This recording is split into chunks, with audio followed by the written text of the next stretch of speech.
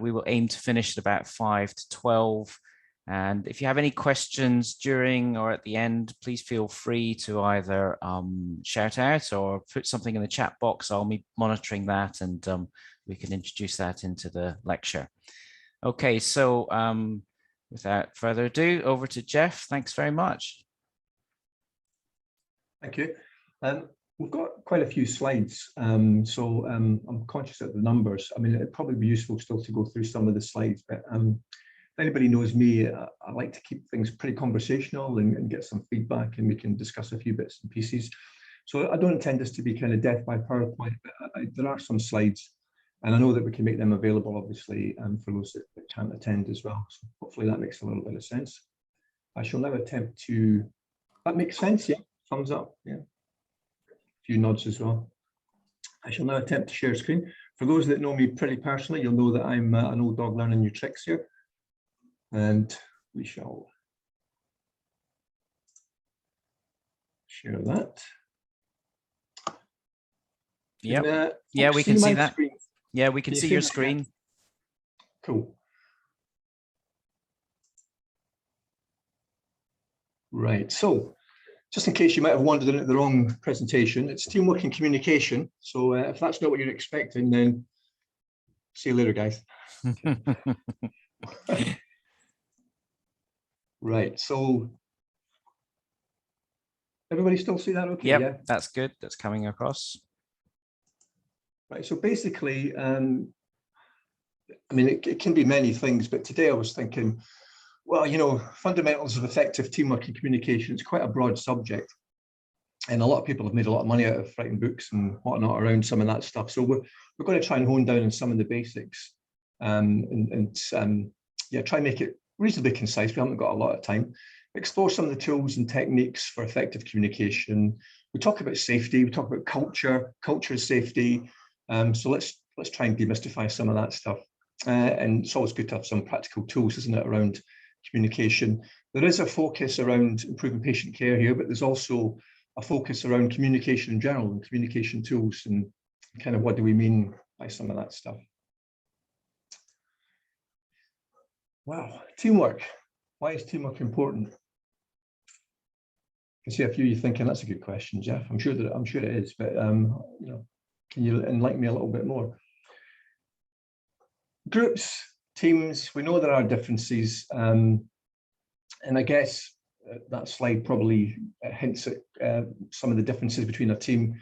It is a group, but it's a group of people who work together in a coordinated way to achieve a common goal. So I think we can all identify, hopefully, that in terms of a kind of a basic team. One person cannot provide all the expertise needed to care for patients. And if you know someone that does, then gosh, they might be a bit dangerous to themselves and to the patients as well. We know about interdependency, we know about multidisciplinary approaches and collaboration across the system. Healthcare teams can help or hinder safety. That's a real big percentage. 80% of serious adverse events are related to miscommunication. Oh, just kind of pausing on that one, 80%. My maths wasn't that great, but I know that 80% is kind of past that halfway mark. You know, it's pretty extreme, really. And this is an interesting one. I know this is a consistent kind of bunch of slides, but you know, for wrong site surgeries, there's usually somebody who could have prevented it but didn't speak up. I was reminded of a medical director who was an orthopedic surgeon by trade, and he used to tell me that when he was doing amputations, he would ask the patient, which leg or which arm are we amputating today? And the patient would obviously get quite alarmed because he thought, well, maybe he doesn't know. But what he was doing was he was checking if the patient knew. And he told me about an incident where he'd been involved, and the patient knew that they were going to amputate the wrong limb, whatever it was, but they didn't speak up, which I found incredibly fascinating, how in that situation, in the healthcare setting, the patients can feel so disempowered and not actually speak up when that kind of decision making is happening around them. So he would rather lose a leg than bother somebody. Well, that's incredible. I guess part of it, he was thinking they must know better than me. Maybe I missed something. So that self-doubt started to materialize, I guess. But yeah, so that was quite an interesting one in terms of, well, I know I'm going to ask the patient just so that they're aware of it. Does that have any resonance with? No, Jeff, everybody's perfect, you know. No, but it puts into literal context, you know, that saying when you say, you know, you'd lose an arm and a leg over it. Absolutely, absolutely. So teamwork and communications, strong teams take these actions, planning ahead, reflecting back, managing risk, communicating clearly. Well, that sounds pretty easy, doesn't it? It's all there in the slides, so let's just get ahead and do it. Of course, if only life was that easy. As an individual, you must speak up. Well, we've got a Speak Up campaign in Southern District Health Board, and we're encouraging staff to speak up around a whole bunch of different issues. But it is hard, and we'll maybe explore why it is hard for folks to speak up. So we talk about strong teams, and that's an interesting phrase, strong teams. So what do we mean by a strong team? So some folks might have seen this slide before. I don't know, Angela, maybe you've seen this, but it refers to a guy who did a lot of research around teams and the dysfunctionality of teams, a guy called Lencioni. And what he found was that, you know, teams can you know, on that continuum, they can be kind of dysfunctional, you know, not too bad, they're working okay, and then they can be incredibly high performance. And what he suggested through his research was that basically you need these building blocks. You need to work through these building blocks to achieve a very high performing, productive team. Now it might sound pretty intuitive, you know, you look at things like trust, but actually it's worth exploring. What do we mean by some of this stuff? And what do we mean by trust? It's easy to say, isn't it? You know, let's build trust. Yeah, we all need trust. Trust is what, you know, helps us in our relationships.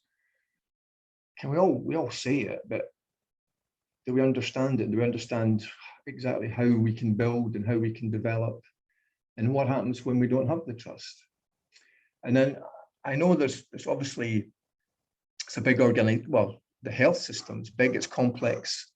We've got competing priorities, competing agendas, competing resources, and we talk about conflict. And for me, conflict's inevitable. So we have conflict all the time in this organization, Southern. But is it healthy conflict or is it unhealthy conflict? So what do we mean by healthy conflict? Well, we talk about stuff that we disagree with. You know, we challenge. We don't. There's no fear of reprisal, or, you know, so we don't try and work around. We don't go behind someone's back. We don't, you know, get passive aggressive on certain issues. We kind of deal with stuff. And again, that's really easy to say. But if you've got healthy conflict, chances are that you're going to be in a reasonably productive, well-performing team. Commitment, you know, we all get a say. So there's that inclusive approach around teams. We all get a say in the decision. We're allowed to disagree. We're listening. If we're disagreeing, we might say, right, okay, we'll change our decision, but we might not. We might say, well, we've heard the opinions, but we still need to make this decision. And that's the decision we're going to make. And so that we all buy into that. We all commit to it. And that helps with accountability. We all own it. So we all feel part of that. And that, you know, ends up in terms of a more results-focused team moving forward. So that's a kind of, sounds good, doesn't it? Thanks, Jeff. It's all sorted now. We can go away and start being a high-performing team. But it is worth just looking at in terms of, well, yeah, what is it that we've got in our teams at the moment? And does it have some resonance in terms of how we operate? Because I can tell you now, just wearing my HR hat, what we deal with quite often in terms of processes is where there's a lack of trust, there's unhealthy conflict, and there's underperformance going on as well. Does that make sense? Ish? Yeah, it does. I'd say accountability is something that is systematically lacking. Systematically. That's interesting. Well, I'm saying interesting, but it's concerning. Yeah. Trust is easy to lose and difficult to gain as well. Well, look, it requires working together. Yeah, working within our clinical teams, you know, we pretty much trust each other, and, you know, I think there is there is some, there's a degree of healthy conflicts and commitment. People generally turn up for work, but we don't have a governance framework really throughout the organization that kind of monitors performance of our individual teams and our outcomes and stuff like that, and kind of holds ourselves to account in terms of our results. Yeah, because what governance we do have is siloed within professions. It's not holistic. Yes. And I know, Angela, we've been looking at things like mandatory training, and you know, it's like trying to get some level of governance at an organizational level around even that type of thing. And you would say, well, you know, what's mandatory is mandatory. So, you know, the organization's making a call on the risks to some extent, because if it ain't, you know, if it's mandatory, then clearly there's a reason for that. But we have slightly fragmented approaches around that within the organization. So I would agree. I think there is a lack of governance. I hate saying this stuff because I'm always thinking, now that I've said it, I need to go and fix it, you know, so the list gets bigger and bigger, but it's about, I guess, collaboration, and we'll come on to that as well. You know, how do we work across and try and make, you know, move things forward. So trust. Yeah, well, I think we've all been around teams where we feel there's a good trust, where we're trusting, our leaders are trustworthy, and then compare and contrast, maybe not so good in other spaces, other teams where we don't quite feel that. And of course, there's, you know, it's not just work as well. We've got relationships outside work where there's a lot of trust and maybe not so much trust. So what do we mean? Well, if you like equations, and you know, that's kind of what rocks your boat a little bit, then you might like this, but it's just food for thought, really. So this has been around for a wee while, but it's suggested here, and I've seen similar types of, I guess, kind of presentations on trust where there may be slight customization of it, but what they're saying here really is that, you know, we trust for a reason. So part of that is that, you know, if we talk the talk, we sound like we're pretty knowledgeable, we're pretty capable, and actually, hey, what do you know? We're actually, when we perform and we're doing stuff, we're delivering, and we're doing that with a high level of capability. We're not threatening anybody. We're not, so intimacy there. So we've got credibility, reliability, and intimacy divided over with self-orientation. When we talk about intimacy, we're talking about just feeling safe, being able to feel vulnerable, you know, not threatened. So, you know, maybe talk about this as well. If we make mistakes, that we're not going to be hit over the head for it, you know. And perhaps what it's suggesting here is that the key determinant is self-orientation. So the degree of self-orientation. Because if you assessed, say, you know, you wanted to say, right, let's score this team out of, or let's score this leader out of 10 for each criteria. So they might score pretty high on credibility, reliability, and intimacy. Say you give them 10 out of 10. And then for self-orientation, you gave them 10 out of 10 as well. Then that's going to pull it all back down. You know, it's going to be a pretty low score in terms of your overall trust. Now, this is just food for thought. So I'm not saying go away, Jeff worked out how we do trust in this organization. Isn't that fantastic? But it just gets folks thinking about, well, why do we trust? And I think that's true. So within teams or within leaders, if you have a sense that there's a bigger purpose, and I guess for this session, we're talking about patient care. I think that helps with the trust. But if you have a sense of someone, a leader or someone within a team, it's about themselves. Everything is focused around themselves. Then you don't feel so happy about that. You don't feel so trusting around that. That's been my experience anyway. And of course, the obvious thing around self-orientation is we do come across some, I would say, acutely narcissistic people from time to time, and you find them in leadership roles. And how trusting are you of folks who have that degree of narcissism? You know, you just don't trust them at all. Any comments on that? Yeah, where would humility fit in here? Is that part of credibility, or is it important enough to be something on its own? That's a good question. I mean, I think humility is certainly would endear myself to someone in terms of trust. Yeah, I mean, I don't trust somebody who comes across like they know everything, and yeah. I only trust somebody who's willing to admit where the edge of their credibility lies and where they are no longer credible. I think the humility comes into the emotional intelligence of the individual. Yeah. and we all know that, you know, not everybody has high degrees of EQ. You know, you come across a whole bunch of situations in the working environment and you do wonder. But yeah, I mean, credibility, you know, we've got folks that, you know, are very eloquent, talk the talk. You know, I've been in meetings where someone has been inspired me and told me about this, and this, and I've come away and then I've realized didn't quite understand what was happening and what was the outcome or whatever. But hey, I love listening to them because it was great. You know, I was engaged. It didn't really have any objectivity or outcome. You know,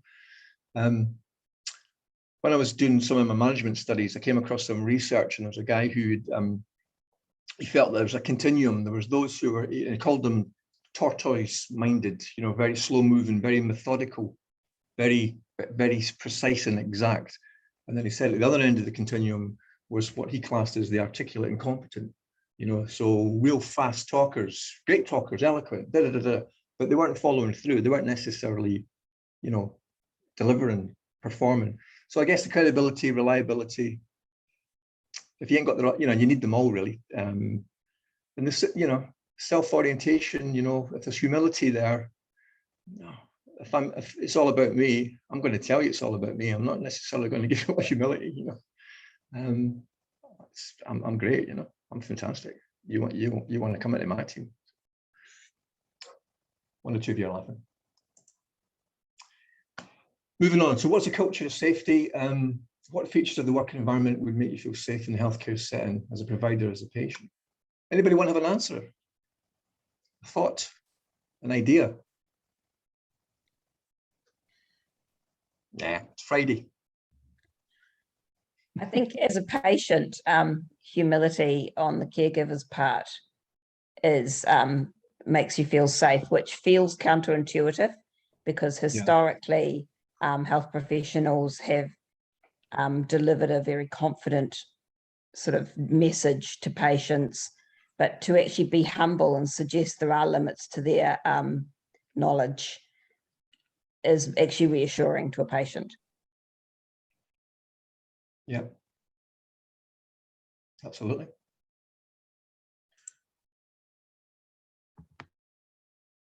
So here's some thoughts on a culture of safety. Treat each other with respect. Encourage to speak up, particularly about safety concerns. People are not unfairly blamed. You know, I've been in organizations where we talk about a blame culture, which is interesting. It doesn't sound like a very positive thing. Safe to talk about mistakes and errors. People learn from these events. Certainly in the early days when I was wearing the HR hat in the NHS, and you know, when there was ever any drug errors, we were down on it really hard, and very punitive as well. You know, when I think back in terms of how we approach these sorts of things, wow, we were really driving stuff underground until we got a little bit more invested in risk management and trying to move it to a kind of blame-free type of culture. But yeah, we kind of didn't really help ourselves. I'm not quite sure where things are at the moment. I suspect that it's probably mixed. We've still got an element of that blame culture. Each team member understands that his or her actions contribute to the safety or lack of safety. So yeah, having that knowledge. Psychological safety. There'll be some folks in the audience who know a little bit more about this than me, but I guess the key thing here, people know their concerns will be openly received and treated with respect. And as you can see, we're talking about anyone. Being able to raise the concerns, that's the key thing. Being, you know, feeling that you can and that people will listen. Some previous presentations within Southern around culture and culture safety, and a previous exec director, Mike Collins, used to talk to this slide quite a bit, and it was around safety culture and maturity of organizations and how they don't always, they can get stuck, but they can evolve through, I guess, a continuum as well. And it, you know, it's interesting when you look at it and you think about pathological cultures in terms of safety. Who cares as long as we're not caught, you know? And then it moves right through that reactive, calculative, proactive, and generative stages.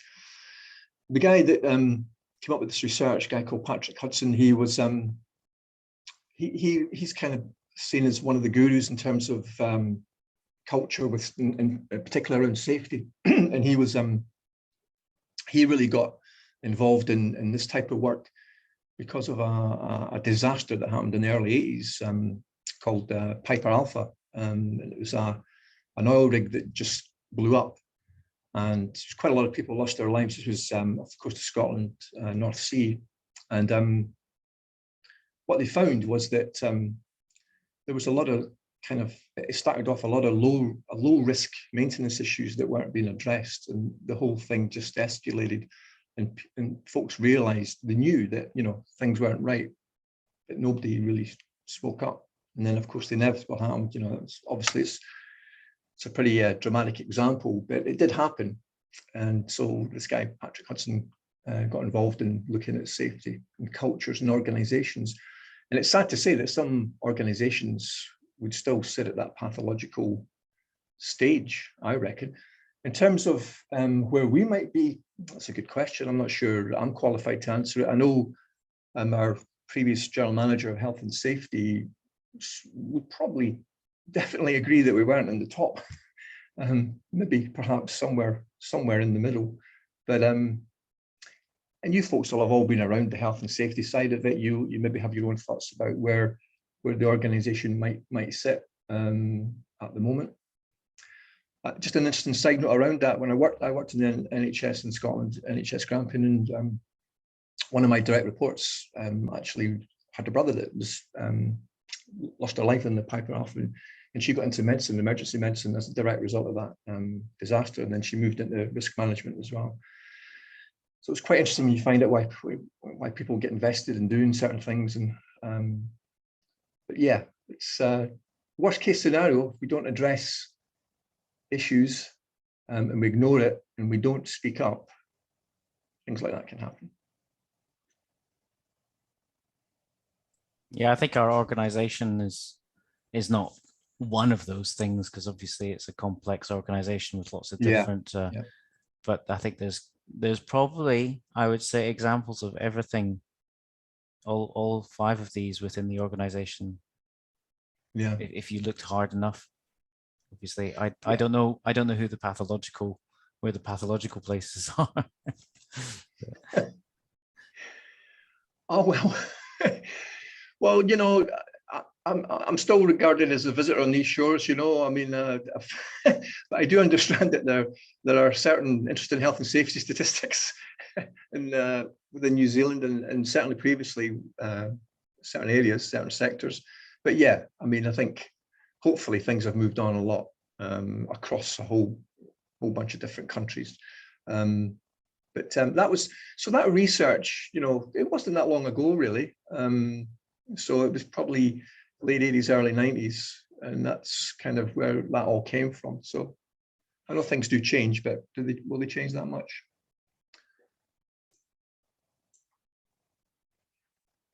So moving on to negotiations and teams and healthcare teams, and you know, what's the best approach? So some folks will understand a little bit around these themes here, different styles, different approaches. We've got avoidance, accommodation, competition, compromise, and collaboration. So there's a good question. Yeah, which type of negotiation should healthcare teams try to use? I've asked the question. What do you think? Collaboration's got to be first and foremost, but there are times we need to be accommodating and compromising. I don't know there's a lot of space for competition and avoidance, but it probably happens. Nobody's disagreeing with you. I think so I mean, competition is built into the healthcare system in the way providers tender for contracts. And the theory is that the competition drives up quality.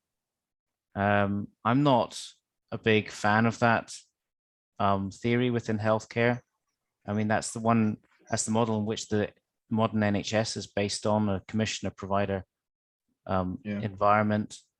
And but you know, who's to say that another model is better?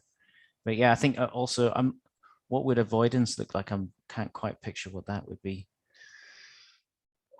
I guess it means whatever it means to you, you know, personally, and I guess, you know, through to some extent your own experiences. So when I was looking at some of this stuff, I was thinking, all right, okay, so what's been my experience around healthcare teams?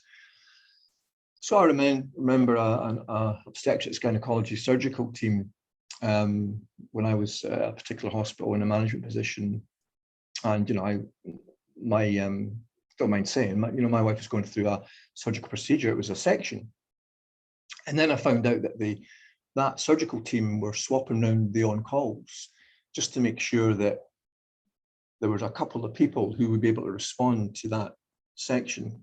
And then, which was interesting, so there's a little bit of variability. And then I realized that the reason for that was that they were trying to make sure that a certain surgeon wouldn't be around to perform that section because their capability was at the lower end. And what they'd been doing was they had not been addressing the issue. And so I guess I found this out. And so what I realized was that in terms of capability and performance in patient care, there was an avoidance of actually dealing with the situation. Actually, you know, so if there is a, you know, so clinical supervision, there was a whole bunch of things that weren't in place. So that was a wow, you know, because I thought, well, it's fine. Obviously, I was assured in terms of a personal perspective, but I thought, well, here, there's a bigger purpose here. What about everybody else? And we eventually dealt with it, but it was under the radar, but it was seen as quite significant, but it wasn't being addressed. Accommodation, I suppose that's an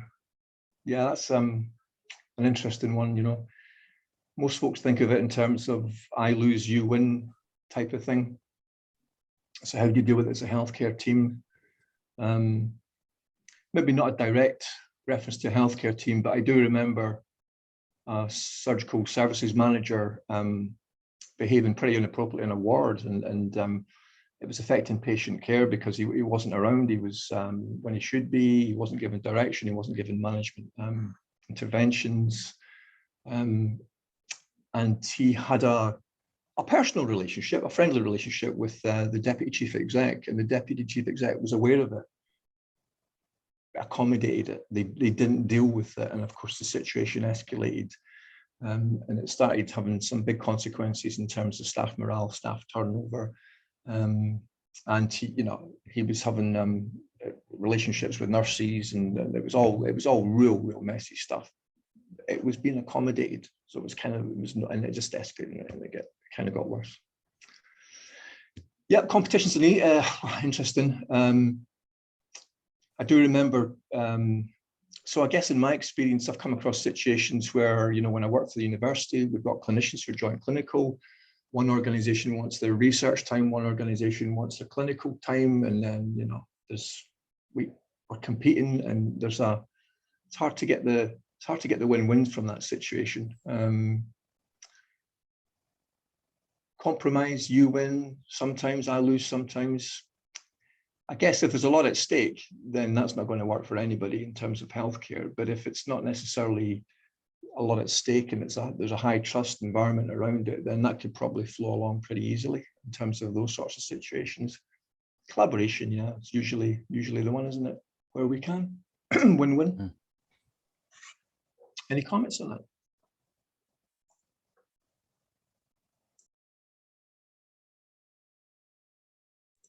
Any comments on that? Yeah, you know, I would think that there are probably examples in each of those where I don't know if healthcare should try to use, but certainly need to, like avoidance. An example of avoidance where we have to do that is when we are deciding whether to accept a referral into the service or not. And that's because we need to make a judgment on whether we can provide adequate care for that patient or not. Do we have the expertise? Do we have the resources? And sometimes we have the expertise, but not the resources. And an example of that would be the prioritization score in surgery, where if you don't get above a certain threshold, you don't get referral in for your hernia, for example. And another way of avoidance is when a person gets referred to our service, but really they should be seeing a gastroenterologist, but they've already said no as well. Now patient is falling between two stones, and that's where sort of like avoidance then becomes a problem, I would say. So yeah.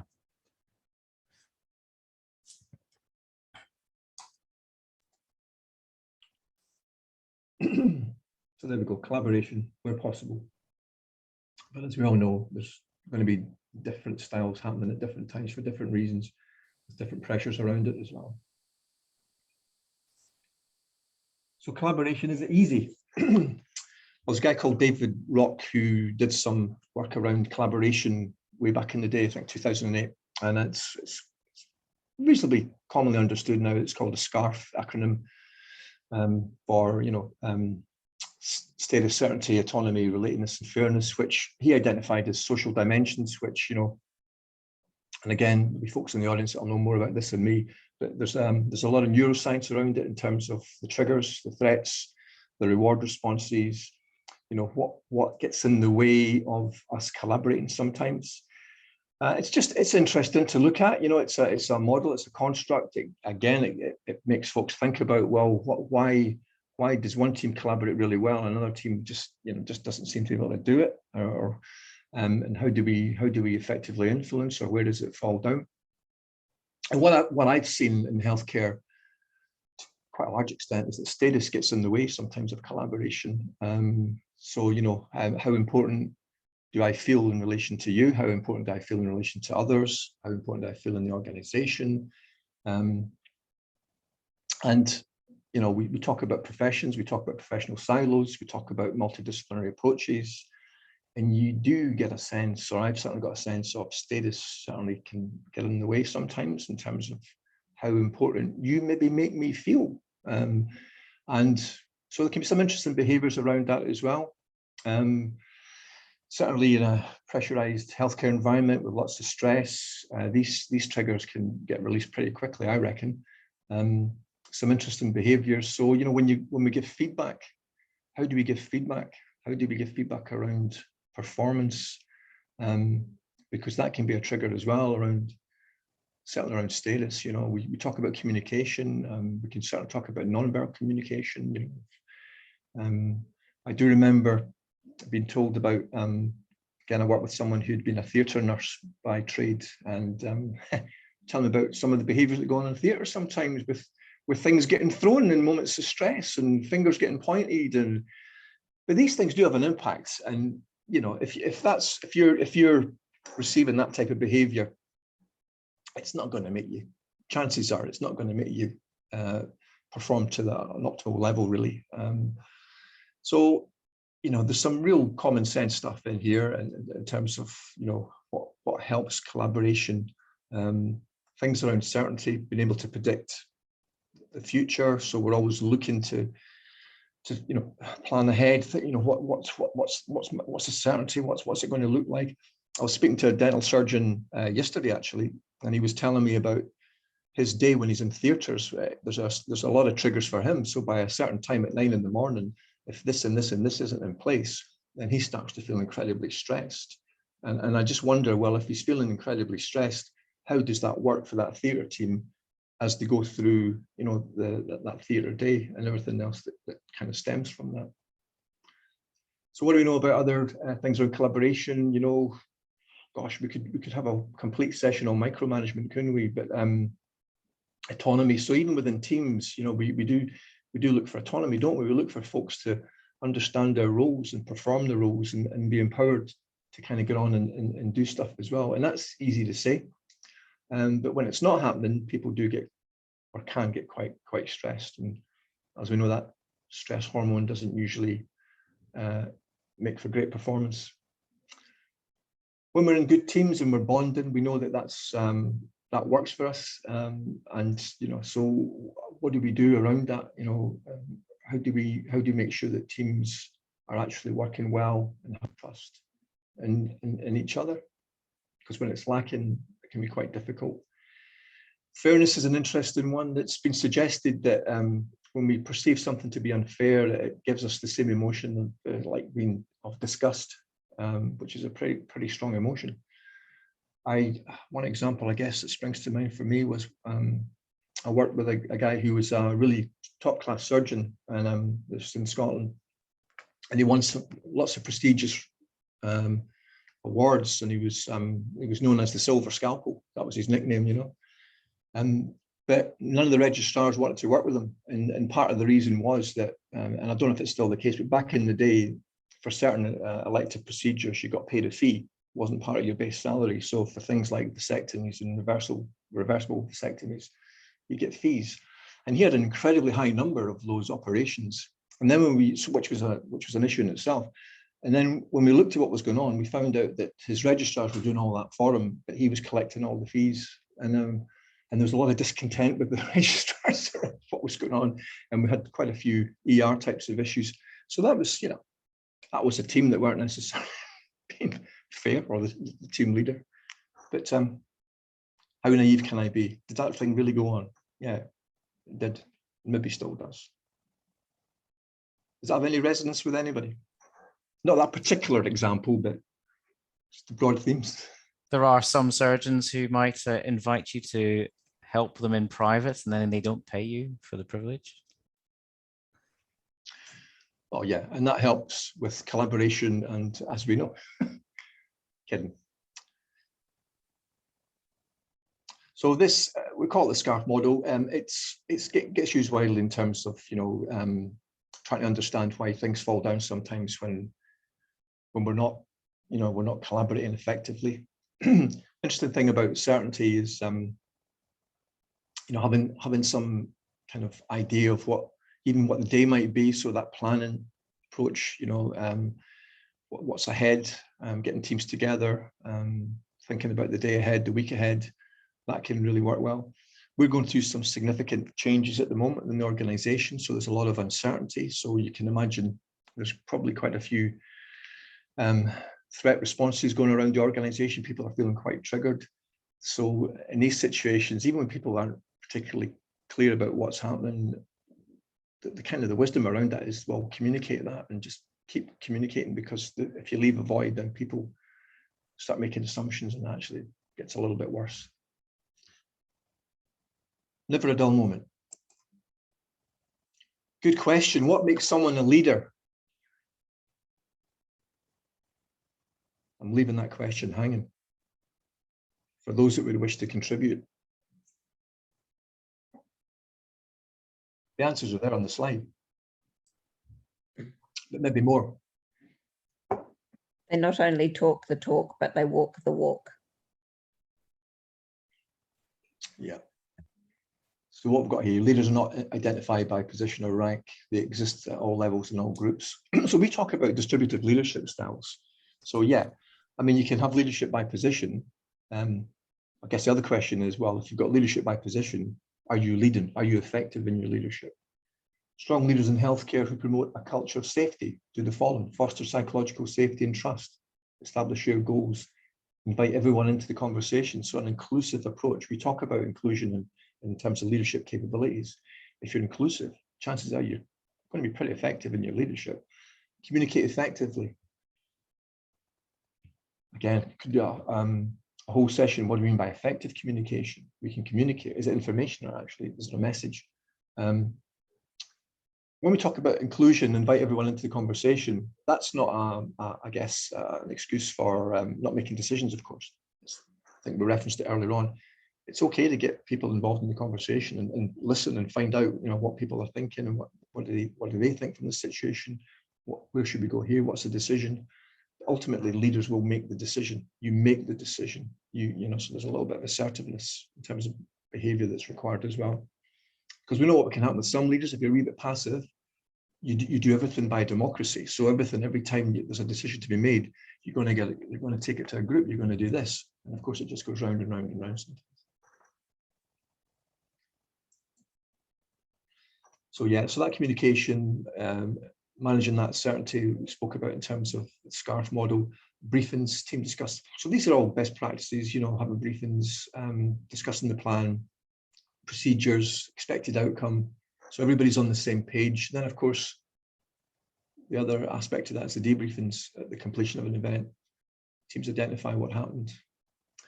I work with a senior manager who was a nurse by trade, and she introduced wash-ups to the HR practice. So when we went through some significant processes and events, so we do deal with obviously the formal stuff, whether it's capability or conduct, and some big decisions get made in these situations. She introduced a wash-up, which I thought was great because it was a debriefing around, the event, what happened, how people were feeling, and what people needed as well to support them moving forward.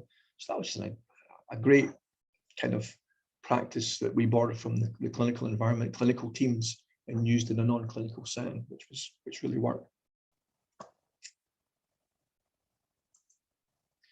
So think about clear structure communication, and we've got SBAR acronym, which is a common process in terms of communication, where you're looking at the situation and providing I guess a concise paced narrative, information around the problem, what's happened, a little bit of the background, understanding the context, and then looking at the assessment, a range of different options in terms of what we could go forward with, and a recommendation that follows from that. Read back. I'm sure one or two, probably all of you have got some understanding of these sorts of processes. And that's the read back. Sender concisely states information to the receiver. Receiver repeats back with what he or she heard. Sender acknowledges information is correct or corrects it, and the process continues until shared understanding is confirmed. It's like a lot of these things, it's easy to say, but hey, you've got to start doing it. You've got to practice it to actually get reasonably good at that type of thing. In terms of clear structure communication, SBAR is certainly one methodology, and I know it's used a lot in terms of patient care and patient safety. For an organization like a health board, we've got other processes and tools as well. So we have an acronym called BUILD, B-U-I-L-D, and we use that for Speak Up. And it's primarily introduced to support, I guess, anti-bullying. So it follows a very similar process where you've got, so B would be, talking about the actual, what's happened, the facts, the behaviors, U is about understanding the context. And the I, which I quite like, is about the impact, so why are we having this conversation? Why are you speaking up? And I'm going to tell you because it's impacted me in a certain way. And that connects people into, well, why are we having this conversation? Now there's obviously the listening. When we talk about attentive listening, and listening is a very important part of communication, as we know, attentive listening in particular. And D, we would say, well, what changes? What do we want from this? What's going to move things forward? Or is it just I need to tell you something that's a problem for me? And we've got resources that we can flick out around that process as well. So there's different options there.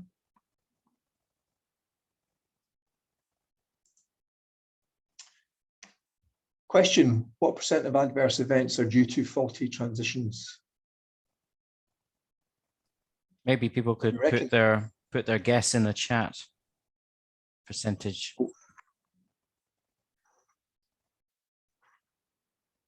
don't have a prize for the winner, do we? Bragging rights. I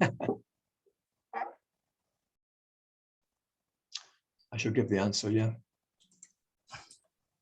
So again, 80%. Wow, that's incredible, really. Pam got it spot on, 80%. Yeah, gave her the answer earlier on. No, I'm kidding. Yeah, well done. It's pretty high. I mean, that's, gee, and that's miscommunication. And what's more interesting about that is, I guess, when we talk about conflict and that unhealthy conflict, we do know that communication is a big part of conflict. And so you might have miscommunication, but you might have quite a bit of conflict around some of this as well. And I do know from my own experience working in the HR space, some of these common challenges, adverse drug events, lost test results, incomplete referrals can be around some of that in terms of processes. So how can we improve? Again, there'll be those in the audience that are probably a bit more up to speed and have been working with some of this, but yeah, AMR solutions, the pill monitoring technology, I've been reading a lot around that in terms of some of the mental health issues. text message alerts, patient portals, communication with patients, speak slowly. That's interesting, isn't it? Simple words and clear language, use readback and they ask me 3 questions. And I think, that sounds like common sense, but I do know, you read about things like white coat syndrome and, how you have, perfectly capable, high functioning human beings that as soon as they go into a healthcare setting, all of a sudden they're losing some of their capability. They become less than they are, and almost completely, for some, overwhelmed by the experience, and that could be for even something that's an elective procedure, maybe non-high risk, or which I guess you guys have got quite a lot of awareness around that, these sorts of things happen. So speak slowly, that makes sense to me. And I guess, will patients always tell you if they don't quite understand, or they might and they might not? James, you'll have a thought on that. Oh yeah, it does seem common sense, but we actually get formally taught this in medical school on patient communication.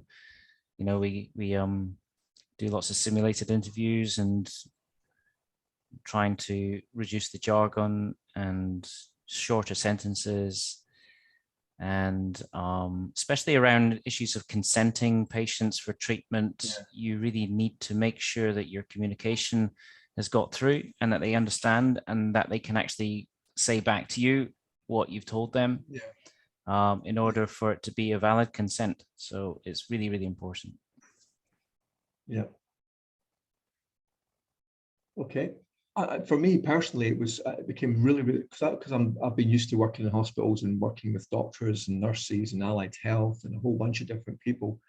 And then I forget, and I remember, and I was a bit younger, but I remember I was with my uncle in hospital, and he was a very successful businessman, pretty high achiever, been around. And then I saw him actually change when he was in the hospital environment. He became less than I thought he was, and saw in him as a person. He was totally overwhelmed. So the kind of personal thing, wow, it can have such an impact, just being in that healthcare setting. Yeah. Nobody was doing anything wrong. Nobody, it's just how he felt being in that environment. Yeah. Just a couple of minutes left, Jeff. I know I talk too much, don't I? So discussion, I guess, there's a whole bunch of different things here. Hey, do we want to pick a couple of things? Why do you think healthcare professionals may behave disrespectfully towards your colleagues? My answer, because they can. No. What do we think? Do we know? Do we want to know? I think it comes from a sense of frustration, probably. And that frustration probably comes from a lack of understanding and respect between the two involved parties. I myself personally have experienced these internal sort of frustrations and feeling that, oh well, maybe if I just fly off the handle, people will take notice of me and stuff. But of course, you would regret it if that happened. Yeah. How do you eliminate disruptive behavior? Yeah. Well, that's probably people management, I guess, and being able to find the people, connect with them on a level and try and change their behavior. Yeah, I think to ignore it is certainly not the solution. So it does refer back to that kind of being able to challenge and being able to speak up, being able to educate. So there's probably a whole bunch of different things going on. Have you ever had a controlling boss? Yes, I have. How did you deal with it? Well, in one situation I left because they were incredibly controlling and there was a degree of toxic narcissism as well. In another situation, I I kind of preempted what they might be anxious about. So started a process of giving them information ahead of when they needed it. And then over a period of time, I guess that need to overly control started to dissipate a little bit. Then it wasn't transformational in terms of the timeline, but it just had a sense of that if I was a bit more proactive and so kind of micromanage them almost at the beginning, that might work. And it did work. I'm not saying it would work for everybody. It certainly worked in that situation. So that's an interesting one. So I've asked the question and answered it, but just conscious of the time there. Pretend you're a resident in a local hospital and you witness a senior physician yelling at a nurse. What steps would you take to address the situation? Of course, this is a situation that's hypothetical only, isn't it? This never really happens in a working environment. You do know, Jeff, this is a classic example of where the build framework fits very nicely. Yeah. You can, calmly say, when you raise your voice like that, it's difficult for her to concentrate and be able to answer you in an articulate way. Yeah. What's going on here? Is there another way we could approach this? Yeah. And also, there's a lot of discussion around communication. What do we mean by assertive communication? What I find around assertive communication is that the word I gets used quite a lot. So it's not, oh, so-and-so was upset by this, or I need to talk to you because so-and-so told me to, or it's I saw this, I was upset, I think, And I think, I know you sent me some information, James, around, how we manage risk. And I think there's an acronym CUUS. So, I'm concerned, I'm uncomfortable, I'm scared. I think there's a whole, I think if you get that, put yourself in there and you own that. Yeah. If you see it, then you call it out. I think how you do it, when you do it, it's obviously we need to think through that sometimes you've got no choice, but when you can find a moment where it's a little bit more private, going back to those triggers and those social dimensions, how, if you do it in front of a lot of people, well, my status, you triggered me straight away. I'm a senior physician and you're calling me out in front of everybody here, I'm going to get you back later. These things don't happen. Okay, so what's next? So I guess in terms of this session, we're talking about SBAR and where you can download more information around worksheets. But what I'm happy to do as well is, for those that maybe aren't around it, is send out some information around build as well. Because that is, after all, our process around, we've got this objective around eradicating bullying and rudeness from the working environment. So we've got a bunch of tools which kind of support that. Particularly the online modules, Jeff, give some really good real world scenarios to learn we've kind of stepped up our kind of portfolio of resources. That's evolved. So we've got more online resources now, but I can certainly, after this session, James, I could flick you some information and show you where to get all that stuff. Right. Okay, guys, that is me. Perfect timing. Thank you very much, Jeff. I really enjoyed that. It was a great discussion. And I hope everybody else enjoyed it. And if you're watching this on recording, then I hope if you got any questions, you can always email me and I can always connect you with Jeff if you want. But we'll leave it at that for now. So thanks very much, Jeff. Very appreciated. Thank you. That's great. Thanks, Jeff. Cheers. Bye. Bye-bye. See you, Jen. Bye-bye.